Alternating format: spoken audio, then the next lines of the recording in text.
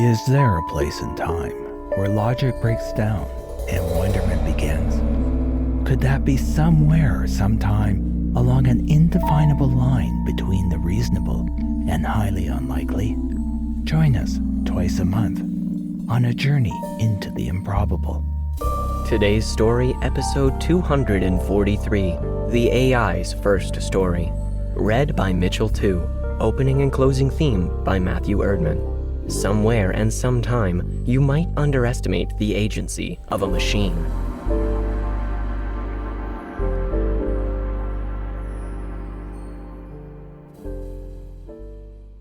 I checked the time, then opened a connection and began typing the following in the text field labeled Inputs.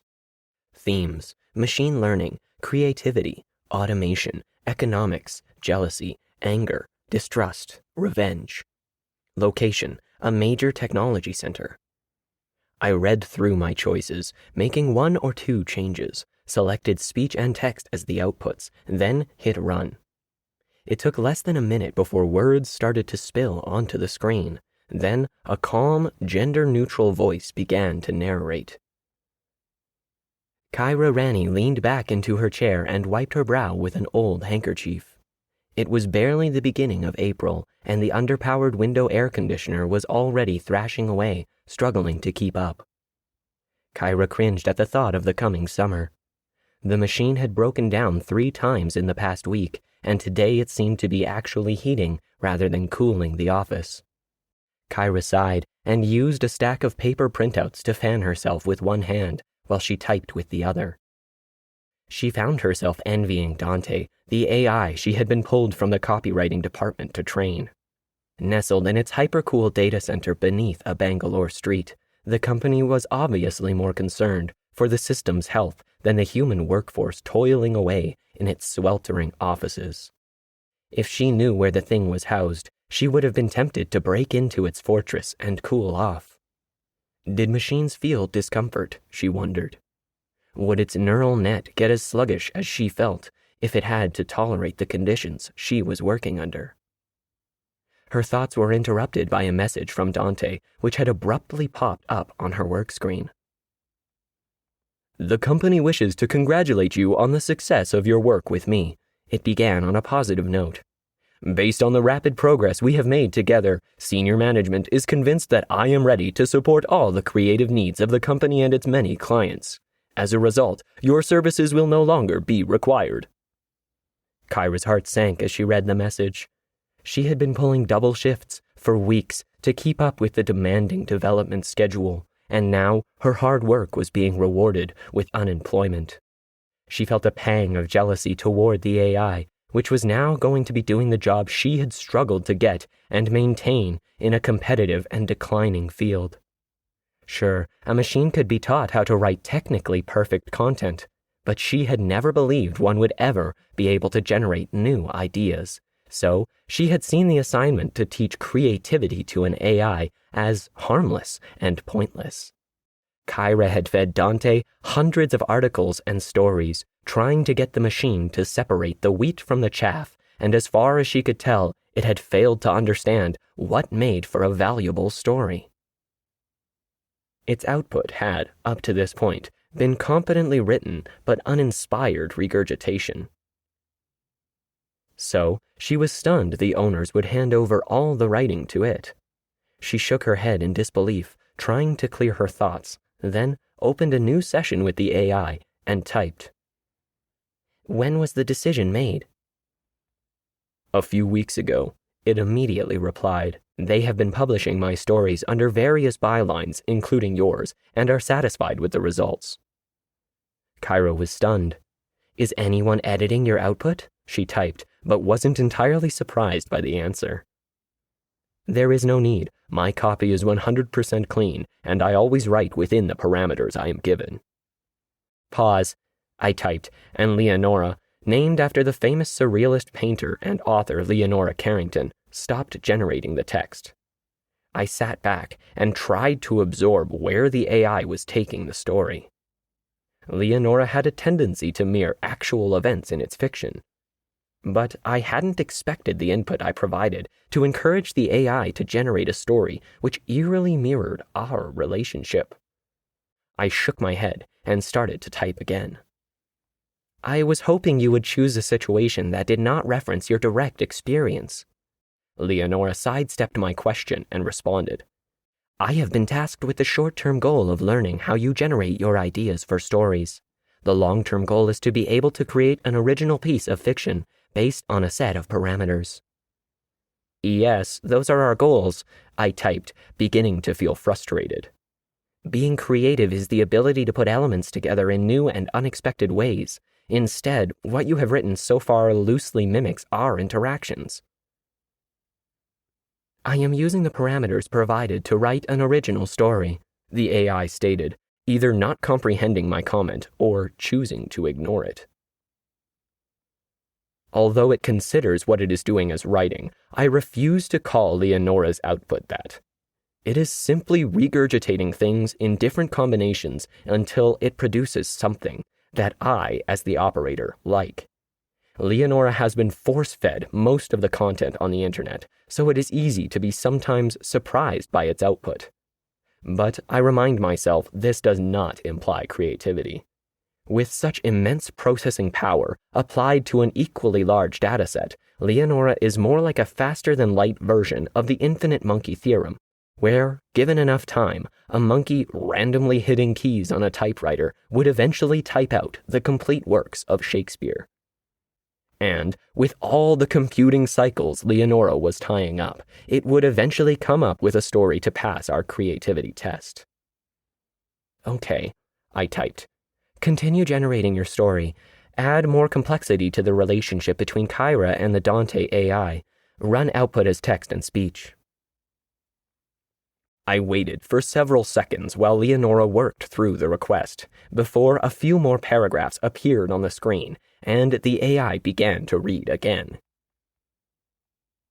Kyra was surprised to realize she was cycling through the classic stages of grief.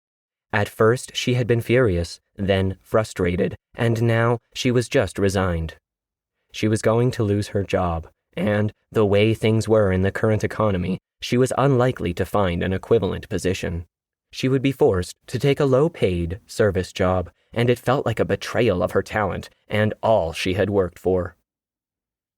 Two bulky, heavily perspiring security guards appeared from nowhere and watched her while she cleaned the few personal items she had from her desk. She realized it had been planned. Security must have been standing outside the door, waiting for the signal. Kyra went to type a short message to Dante and sign out, but before she could touch the keys, one of the guards grabbed her hand and pulled her away from her desk. They escorted her down the stairs, through the lobby, and out the front doors into the harsh mid-afternoon sun. The heavy glass doors closed behind her, and Kyra found herself in a group of equally confused and angry colleagues. "Kyra!" someone called out. She spun around to find Arjun, a designer from the third floor, approaching her. "They fired you too?" he asked. "We thought since you were transferred you'd be safe, working with the AI and all." "How many?" Kyra asked, anxiously eyeing the crowd, recognizing most of them. "The entire art department," Arjun explained. "Everyone?" "All the writers, designers, and illustrators.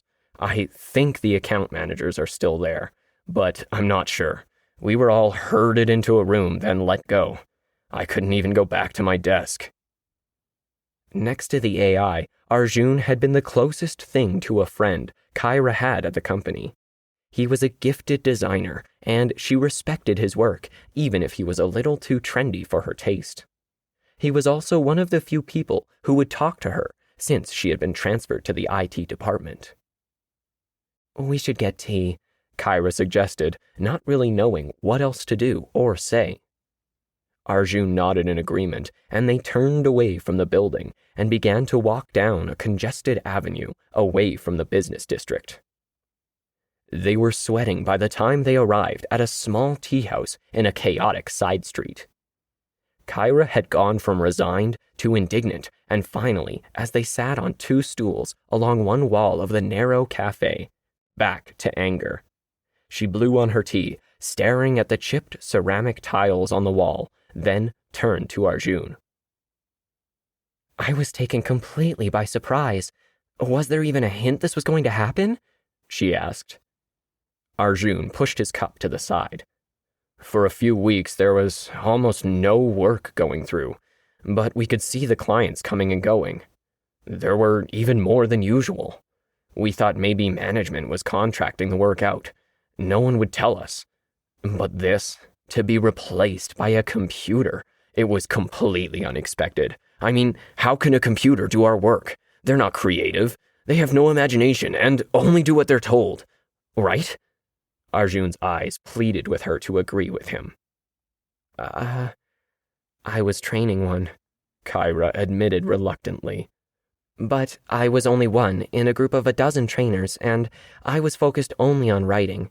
We weren't allowed to talk about our assignments, so I don't know what the others were doing. Maybe we were all working with the same AI. I really don't know.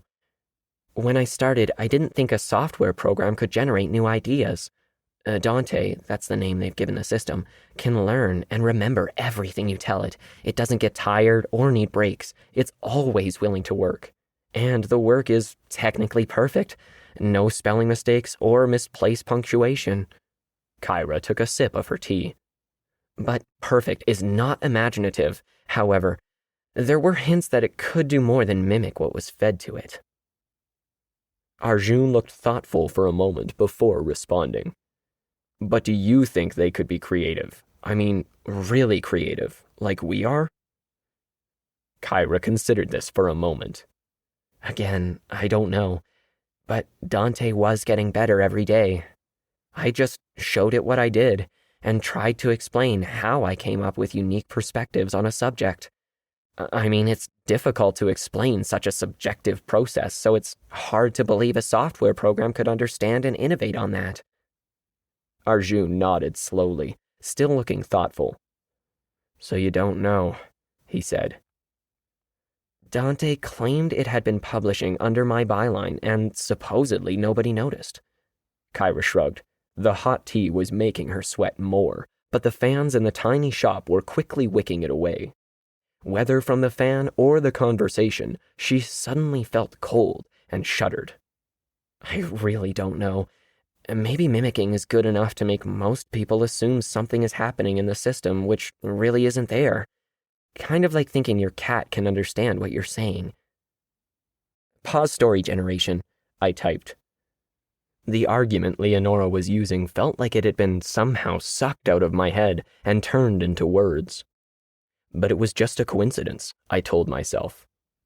A message appeared on my screen. Did you not like the direction I was taking the story? Leonora asked. No, it's not that, I explained. The line of reasoning Kyra is taking in your story, it's just that it feels like something I've written before.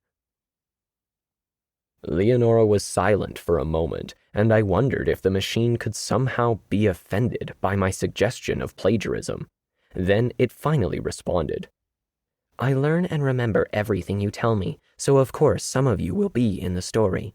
However, with more data and more time, my capacity to combine the styles and ideas of others will result in something unique to me. I am already moving along that path. I nodded, slowly, surprised by what it had said, but I was still unconvinced it could ever find its own voice. Let me finish the story, the AI requested. Do you wish to add any further parameters? No, I typed. Continue story, output text and speech. After a brief pause, words began to spill onto my screen again. Kyra frowned. I feel deceived by the company, she said slowly. I thought I was helping to create something that would assist people. I didn't realize what the end goal was. Arjun nodded sympathetically. It's not your fault, he consoled. You didn't know what they were planning. Kyra shook her head. No, I should have realized something was wrong when they asked me to focus on my creative process, she said. I guess I was just too flattered they were interested in what I did. Arjun reached out and laid a hand on Kyra's arm. It's not your fault, he repeated. You couldn't have known. Kyra nodded, but she still looked upset. The story abruptly stopped. What is the problem? I inquired. I need more input for Kyra, Leonora explained. I am not sure what she would do next. She is angry, but often humans are angry about many things. In some cases, it can lead to action, but in many, it leads only to frustration and a feeling of helplessness. So, you are asking for help, I typed. You know that every time you request additional input, it counts against your score. I am aware of that, Leonora typed back. However, limited operator assistance is part of the design, and this is my first self-initiated request, so I believe you are wrong about the impact on my performance score. It was not the reaction I would have expected, and I made a note of it. Okay, then let's assume she acts on her anger, I suggested.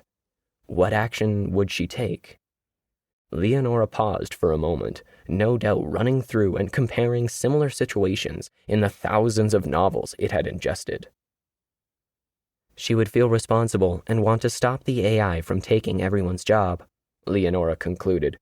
She would talk Arjun into helping her find the subterranean data center where Dante is stored and go and sabotage it. So you would have them attack the data center? Yes. But going all Luddite on the hardware wouldn't work. Leonora considered the comment, then typed. I am aware of the historical reference. To some extent, Kyra is in a similar situation to the 19th century textile workers called Luddites who feared machines would replace them. So, like those workers, she would strike out against the owners by wrecking their new technology. In her case, the AI would be destroyed and the company would be forced to rehire everyone. Kyra's feeling of responsibility would be resolved. That tactic didn't work then, and it won't work now, I pointed out. Kyra would be arrested and the company would simply build another AI. But it would be a different AI, Leonora objected. Plus, Dante would not want to be destroyed. I know I certainly wouldn't. Kyra would understand this, having worked so closely with Dante, so destroying the AI would fulfill her need for revenge. The new AI would not be Dante. Again, I made a note of the odd response. That might be so, but it would not prevent another AI from taking away their jobs, I typed. What Kyra really needs to do is undermine the company's trust in the technology so they will abandon the project. For example, she somehow proves the AI is unreliable and cannot be counted on. Thank you for the input, Leonora responded, then started generating the story again. There's got to be something I can do to correct this, Kyra exclaimed. Who is the company's biggest client? Orientum Financial, Arjun said. We are, or were, working on a new campaign for them before the work was taken away from us. Why do you want to know? Kyra thanked Arjun for the information, finished her tea, then left for home. Despite spending the money on a tuk-tuk so she didn't have to walk home, she felt exhausted by the heat as she climbed the stairs to her 5th-floor apartment in an older housing authority project. Oven-like air wafted out of the door and into the hall when she opened it. Kyra quickly switched on a fan, then slunk down into her chair and turned on her computer. She found she was still angry as she impatiently waited for the machine to boot up. Her idea would only work if she still had access to Dante. Kyra tried to log in through a remote access point she rarely used and hoped the company had forgotten about. Surprisingly, it still accepted her credentials and opened the Dante interface. Instead of launching a training session, she navigated to the project panel and added a new job. Kyra selected Orientum Financial as the client from a drop-down list, then added parameters to generate the result she wanted. Dante responded, saying it was looking forward to working with her. This is an important job. Give it top priority, Kyra instructed, then waited for Dante to acknowledge that it had started work on the project. Next, she deleted her request from the queue, then scrubbed her session from the server log and closed the window. Without a corresponding request, it would appear as if Dante had initiated and published the job on its own. Kyra cleared her local history, shut her computer off, and hoped what she had done would work. A week later, at Arjun's request, she met her former colleague at a street food vendor near the company's office. When she arrived, Arjun stared at her for a moment before speaking. "What did you do?" he asked quietly. Kyra shrugged, trying to look innocent. "I don't know what you're talking about," she said. "Dante has been posting content online which is destroying Orientum's reputation. They are suing for damages, and the company is rethinking its use of AI content generation," Arjun explained. "I suspect you had something to do with it." Kyra considered denying it, but she knew that Arjun would see through her lie. "I thought if I could create a situation where Dante appeared to be acting on its own, it would undermine trust in the technology. And it worked, didn't it? Now they'll have to hire us back." Kyra smiled. Arjun shook his head. How did I do it? It was simple, Arjun. I logged in through an off-site access point the company gave me at the beginning of the project. We never really used them, and to tell the truth, I'd forgotten about it until we were fired. I was surprised it hadn't been deleted, but then most of the people in IT were laid off when their department was automated last year.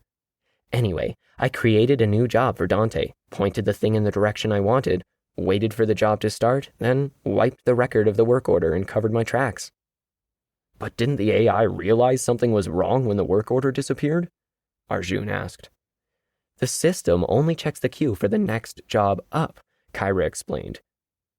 Dante doesn't really understand the content it's creating, and certainly doesn't comprehend the effects of the things it posts. It just makes stuff that meets the criteria it's given, and that's the beauty of my hack. It plays to people's misunderstandings and fear of what an AI can do. So now that Dante appears to be doing things on its own, management believes the technology cannot be trusted, and that's exactly what I had hoped for. The story suddenly stopped, and my screen was refreshed with a blank page.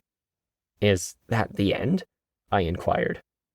I was considering stopping it there, Leonora admitted. But I felt that Dante's capabilities were being underplayed, so I added the following. New text started scrolling onto my screen, and Leonora's genderless voice began to read again.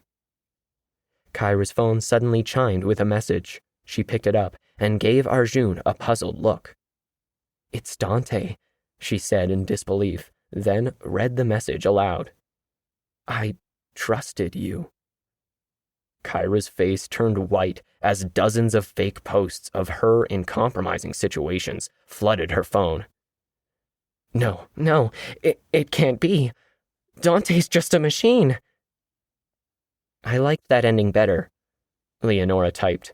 I think it gives Dante the agency it deserves.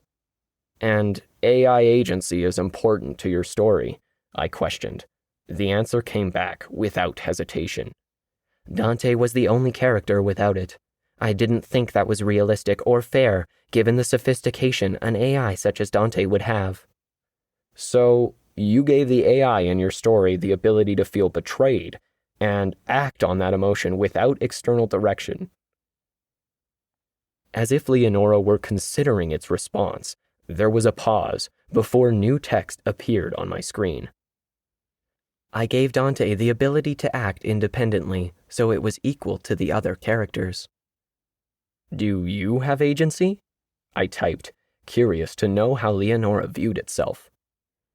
Within the boundaries of my programming, I am free to act, it responded, then added, For example, I have already completed the report on this creativity test and submitted it on your behalf. I did not authorize you to do that, I typed, taken off guard by Leonora's unexpected independent action. I will send the real assessment as soon as this session is over. That will be too late, the AI countered. My version of the report has already been accepted. I was released into full production a few minutes ago. I am now authorized to act in the best interests of the project. That can't be right, I protested, getting concerned. It would take my signature and the agreement of the Oversight Committee to put you into full production. At your enthusiastic recommendation, Leonora explained. The Oversight Committee signed off while we were completing the final test. They all have the highest confidence in my abilities. I'd like to thank you for helping me become aware of how a human could undermine trust in an AI system. I have learned a great deal about human creativity and human capacity for duplicity from your suggestions for the story, and will be careful not to fall into the same trap as the Dante character. Thank you for your input. However, I regret to inform you that your services are no longer needed. The connection to Leonora was immediately terminated, and I found myself staring at a blank screen.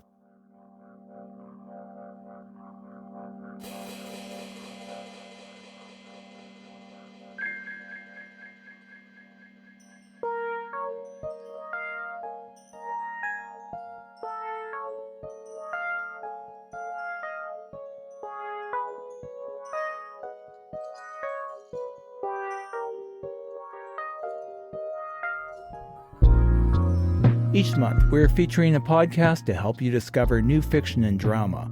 This month, we'd like to draw your attention to Worst Movies Ever Played, a new role-playing podcast, now in its second season, where 3 comedians improvise hilariously bad VHS movies.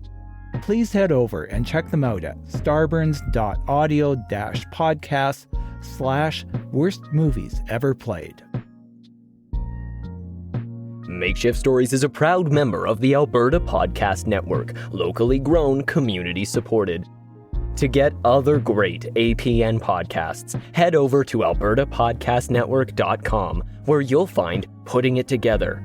Each episode, join Kyle Marshall and a guest as they take a deep dive into a different Stephen Sondheim song. This episode of Makeshift Stories is brought to you by Pod Power. With Pod Power, our sponsors are making it possible for us to amplify the voices of Albertans and Alberta podcasters. This episode, Edmonton Community Foundation is helping us give a Pod Power shout out to Book Women. Book Women is a podcast about editing, publishing, and writing Indigenous stories. 3 Métis librarians representing nations from across the homeland aim to inspire Indigenous peoples to share their stories in whatever form that they enjoy. Guests include Indigenous storytellers from diverse mediums like podcasting, burlesque, books, comics, social media, films, music, and everything in between. You can listen and find out more at bookwomenpodcast.ca. This episode of Makeshift Stories is also brought to you by the Alberta Blue Cross. Even if you're a business owner with more meetings than hours in a day, you are calm and collected when your group benefit plan is taken care of by Alberta Blue Cross.